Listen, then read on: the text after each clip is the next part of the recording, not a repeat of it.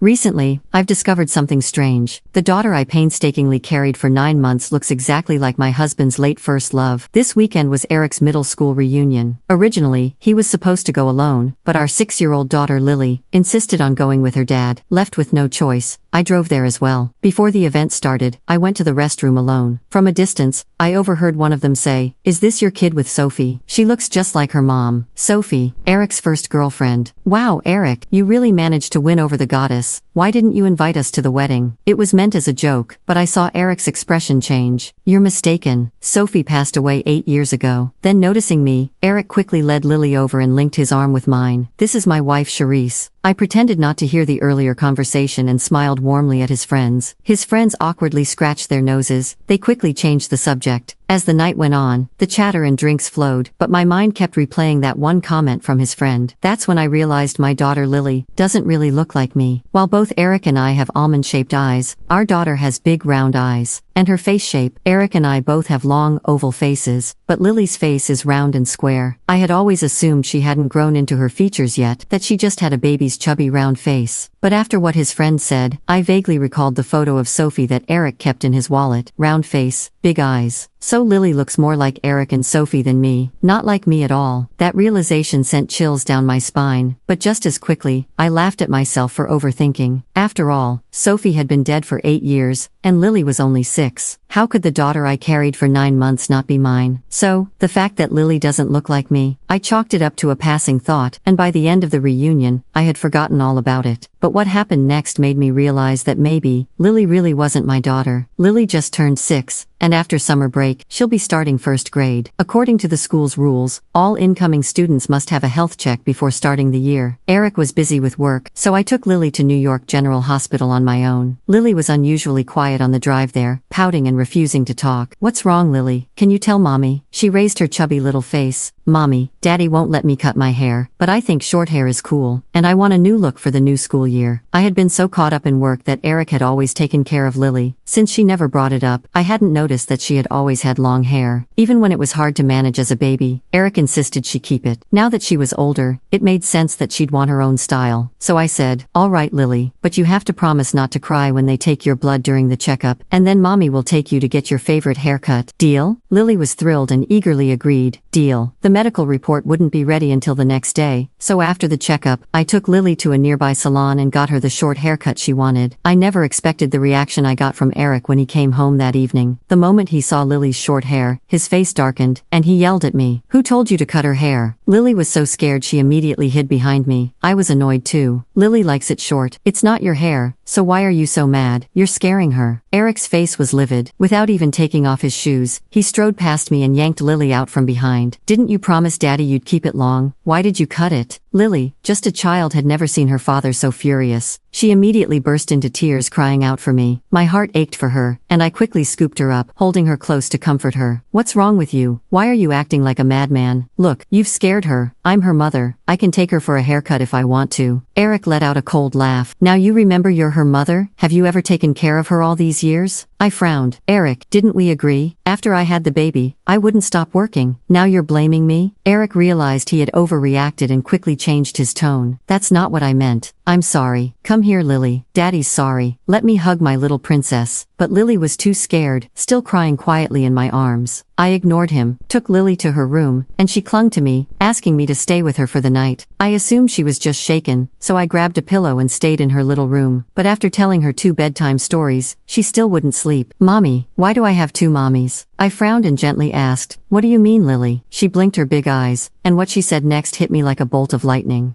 The other night, Daddy thought I was asleep, and I heard him whispering that I'm looking more and more like my other mommy. He sounded happy, but he was crying when he said it. "Mommy, who's my other mommy? Why do I have 2 mommies?" I suppressed the anger rising inside me and managed to soothe Lily to sleep. When I got back to our bedroom, Eric was still awake. He was sitting on the edge of the bed, staring blankly at his wallet. I knew he was looking at Sophie's picture again. Fury surged inside me, and I snatched the wallet from his hands. "Eric, she's been dead for years. Can't you let her rest in peace?" Eric spoke through gritted teeth. "Charisse, I'm sorry about today. Let's not fight. Lily's asleep, and I'm not in the mood for this. Just give me back my wallet." "Ha," I scoffed. "You're the one who can't accept reality." Stop trying to drag my daughter into your fantasies. Wake up, Eric. Lily is my child, not yours and Sophie's. I threw the wallet at him, grabbed my pillow, and stormed off to our daughter's room. I didn't notice the flash of coldness in Eric's eyes as I left. I spent the next day thinking about what Lily had said. It left me so drained I could barely focus at work. During my lunch break, I went to New York General Hospital to pick up Lily's medical report. Lily was perfectly healthy and ready to start school. I breathed a sigh of relief, but then something strange caught my eye. T.I. laid it out on my desk and reviewed it carefully. What I saw made me gasp. Lily's blood type was listed as B, but I'm type A, and Eric is type O. There's no way we could have a child with type B blood. Suddenly, Lily's words from last night echoed in my mind. Why do I have two mommies? And Eric's friend's joke from the reunion. This kid looks just like Sophie. An answer started forming in my mind. No, it couldn't be. Sophie's been dead for 8 years. Lily was born after I carried her for 9 months. I watched the doctor cut the umbilical cord myself. There couldn't be a mistake, but the facts were staring me in the face, and I couldn't ignore them. Maybe there was a mistake with the tests. I took the day off work and drove straight to the hospital, but when I got there, they confirmed that the results were accurate, which meant there was something wrong with Lily. I wanted to ask Eric, but his behavior last night, could he be involved? The thought sent shivers down my spine. But why would Eric do that? How could a dead woman have a child? I had to stop myself from spiraling into endless what-ifs. Instead, I gathered some of Lily's hair from her hairbrush, as well as samples from both Eric and me, and sent them to the DNA testing center. The results would take a week. During that week, I didn't tell anyone what I had done, not wanting to raise suspicion. The week dragged on in agony, but finally, the results came in. The DNA test confirmed it. Lily wasn't my biological daughter, but Eric, he was Lily's father. My hands trembled uncontrollably as I stared at the results. I wasn't Lily's mother, but Eric was her father. There was only one possibility. My loving husband had cheated on me either before or after I got pregnant, and this other woman had given birth around the same time, and swapped her child for mine. I had raised someone else's child all these years, but where was my child? Rage flooded my chest. I drove home as fast as I could. Eric was playing with Lily's Barbie dolls when she saw me. She immediately dropped the doll and ran over to me. Mommy, but all I could think about was my missing daughter. I knew it wasn't Lily's fault, but it didn't stop me from feeling a growing distance from her. Every time I looked at her, I thought of my own daughter, suffering somewhere, without me. I forced a smile and said, Lily, be a good girl. Mommy needs to talk to Daddy. Go play with your dolls in your room for a bit, okay? Lily looked up at me, then over at Eric. She obediently nodded and took her doll back to her room. Once I was sure she couldn't hear us, I turned to Eric, fury burning inside me. He was sitting on the couch, looking confused. What's your problem now? I forced myself to stay calm. I pulled out the DNA results and Lily's medical report. Explain this, Eric. He picked up the results, and his pupils shrank. His hands trembled slightly. This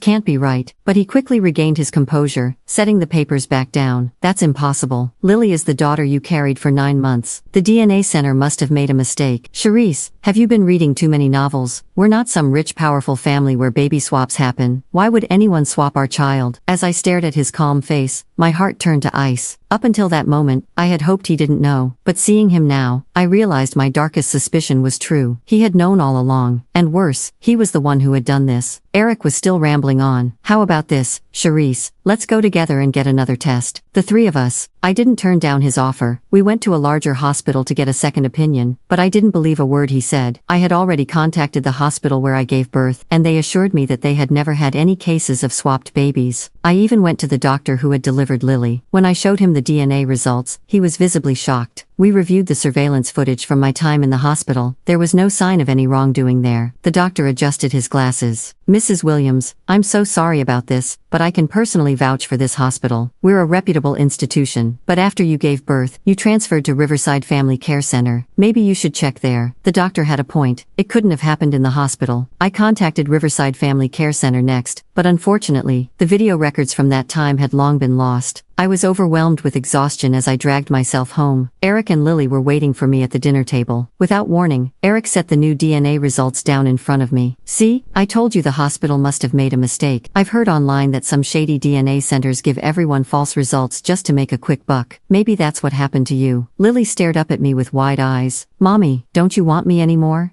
My heart felt like it was going to burst. I forced the softest smile I could manage and said, "Mommy would never stop loving you, Lily. You're too young to understand what's going on right now. Why don't you go back to your room, sweetheart?" Once Lily was out of earshot, I turned to Eric with a steely glare. "Why would you tell her that? This is between you and me." Eric smiled and pushed the fake DNA results toward me again. "Lily's been really upset these past few days. I had to tell her the truth. You know she's just a child. How do you expect her to process the idea that the mother who raised her might not be her biological mother? Look, the test results are out. I told you, the hospital made a mistake." I scoffed. "You really think I'll believe the results from a test you rigged? I didn't tell you this earlier, but I sent all 3 of our DNA samples to a trusted lab. The results came back saying you and Lily are related, but she's not mine. What lab would only fake one side of a test? Things have gone too far, Eric. You'd better tell me where my daughter is, or I swear I'll take this to the police." Eric's face stiffened when he heard my words, but he quickly composed himself, still holding on to that feeble DNA test result. "Charisse, what's going on with you? Are you under too much pressure at work? Imagining things? Lily is our daughter. How could you even doubt her?" Before I could respond, Lily's cries interrupted us. She ran over, clutching my leg. "Mommy, Mommy, don't leave me. I'll be good. Please don't leave me." Her cries pierced my brain like needles. I had no choice but to pause the conversation with Eric, picking her up and gently soothing her. "Mommy's not leaving you, Lily. You're Mommy's precious baby. It's not like what you're thinking. Mommy and Daddy just have something to work through, but we would never stop loving you." With Lily's crying, Eric and I didn't resolve anything that night. Lily clung to me, afraid that I'd leave her the moment she closed her eyes. She insisted on sleeping with me. I was just as eager to avoid sharing a room with Eric, so I took my pillow and blanket and went to Lily's room. Even though Lily was exhausted, she was restless and wouldn't fall asleep, even after I told her several stories. "Mommy, will I become an unwanted child?" I kissed her forehead. "What a silly thought, sweetheart. What mommy would ever abandon her own daughter?" "But Daddy said